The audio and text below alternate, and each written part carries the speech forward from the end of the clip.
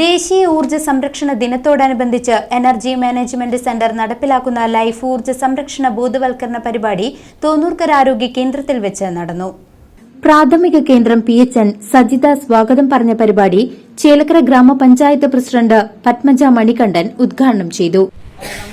ചെറിയ കാര്യങ്ങൾ നിസ്സാരമായിട്ട് ചെയ്യാൻ പറ്റുന്ന ഒരുപാട് കാര്യങ്ങളുണ്ട്. ആ ഒരു ക്ലാസ് നിങ്ങൾ വളരെയധികം നന്നായി കേട്ടാൽ മാത്രം പോരാ. നമ്മൾക്ക് ക്ലാസ്സിൻ്റെ ജഗബൊകയാണ്. ഓരോ ക്ലാസ്സും നമുക്ക് കിട്ടുന്നുണ്ട്. പക്ഷേ നമ്മളതൊക്കെ കേട്ടു, ഈ ചെവിയിൽ കൂടെ കേട്ടു, ഇത് കൂടെ കളയും, നമുക്കതിനൊന്നും നേരില്ല. അപ്പോൾ നമ്മൾ കേൾക്കുക, കുറച്ചെങ്കിലും സേവ് ചെയ്യാൻ നമ്മൾക്ക് ഇതിൻ്റെ ഭാഗമായിട്ട് ഇന്നത്തെ ഈ ദിനത്തിൻ്റെ കൂടെ ഭാഗമായിട്ട് ഒരു വീട്ടമ്മ എന്നുള്ളതിൻ്റെയും ഒക്കെ അതുപോലെ തന്നെ നമ്മുടെ കുട്ടികളോടും ഒക്കെ അവർക്ക് ചെറുപ്പത്തിൽ തന്നെ അതൊക്കെ ഒരു നമുക്കറിയുന്ന കാര്യങ്ങൾ നമ്മൾക്ക് ഏത് ക്ലാസ് ഉണ്ടാകുമ്പോഴും മറ്റുള്ളവർക്ക് കൂടി അത് പകർന്നു കൊടുക്കാൻ അത് ഉപകാരപ്രദമായിട്ട് ആലോചിക്കണം. പിന്നെ ഈ ബാലകൃഷ്ണൻ സാറ് നമ്മുടെ പഞ്ചായത്തിലുണ്ടായിരുന്ന സൈനാമേട്ടൻ ഉണ്ടായിരുന്ന അവരുടെ ഹസ്ബൻഡാണ് ഇവർ. അപ്പോൾ അതുകൊണ്ട് തന്നെ അവരേനും മുന്നേ അവർ നമ്മുടെ ചേലക്കര വർക്ക് ചെയ്താണ്. അപ്പോൾ ചേലക്കര അവർക്ക് സുപരിചിതമാണ്. ഇപ്പോൾ വീണ്ടും അവർക്ക് ആയിട്ടാണ് ഇവിടെ കിട്ടിയത്. അപ്പോൾ എല്ലാവരും നമുക്കറിയുന്നവരല്ലേ, പോയാലും പകരം നമുക്കുള്ളതും ഇവിടെ അറിയണവർക്ക് ഇപ്പോൾ ആരെ വരികയെന്ന് അറിയില്ല. അപ്പോൾ എന്തായാലും ഇങ്ങനെ കിട്ടുന്ന ക്ലാസ്സുകൾ ഏറ്റവും നല്ല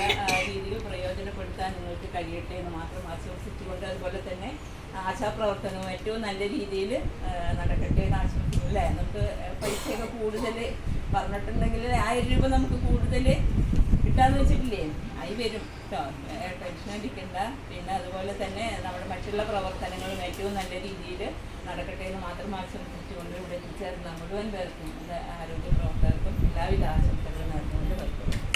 തോന്നൂർക്കര ആരോഗ്യ കേന്ദ്രം ഹെൽത്ത് ഇൻസ്പെക്ടർ ആന്റണി തോമസ് അധ്യക്ഷത വഹിച്ചു.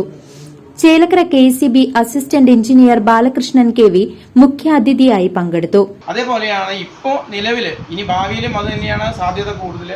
ഗവൺമെന്റ് വളരെയധികം പ്രൊമോട്ട് ചെയ്യുന്ന ഒരു സാധനമാണ് ഈ സോളാർ എനർജി.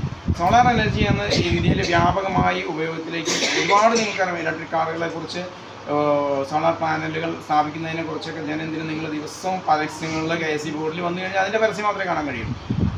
അത് അഖിലേന്ത്യാ തലത്തിൽ നമ്മൾ വലിയ ലോകത്തിൽ തന്നെ ഈ എനർജിയാണ് കൂടുതൽ പ്രൊമോട്ട് ചെയ്യുന്നത്.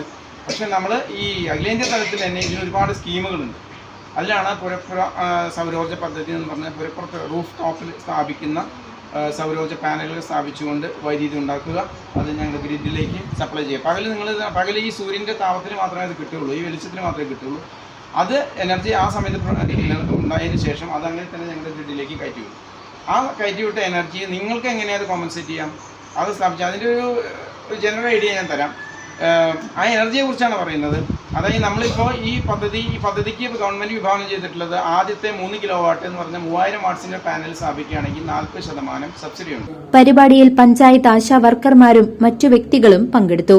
വൈദ്യുതിയുടെ ഉപയോഗം വീടുകളിൽ എങ്ങനെയെല്ലാം കുറയ്ക്കാമെന്നും, വീട്ടിലെ വൈദ്യുതി ഉപകരണങ്ങൾ കാര്യക്ഷമമായി എങ്ങനെ ഉപയോഗിക്കാമെന്നും, എങ്ങനെ വൈദ്യുതി കുറച്ചുകൊണ്ട് ഉപയോഗിക്കാമെന്നും, മറ്റുള്ള ഊർജ്ജ സംവിധാനങ്ങൾ ഉപയോഗിക്കേണ്ട രീതികളെക്കുറിച്ചും energy management centre Thiruvananthapuram resource person Krishnakumar class എടുത്തു.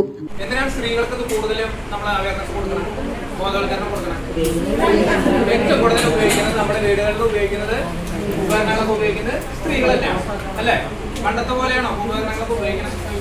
എന്തൊക്കെ ഉണ്ട് വീടുകളിൽ? ഒരുവിധം എല്ലാ സാധനങ്ങളും ആയി അല്ലേ? ഇപ്പൊ നമ്മള് നടപ്പ് മാത്രം എങ്ങനെ യന്ത്രത്തിലാക്കാന്ന് ആലോചിച്ചുകൊണ്ട് നടക്കാണ്. അതും കൂടി എളുപ്പത്തിലേക്ക് ആകുന്നു അല്ലേ? ഇവിടെ നിന്ന് വരുന്ന ആൾക്കാരടക്കം എന്തിനാ വണ്ടിയിലേ വരുന്നുള്ളൂ നടക്കുന്നത്. CCV news Chelakkara.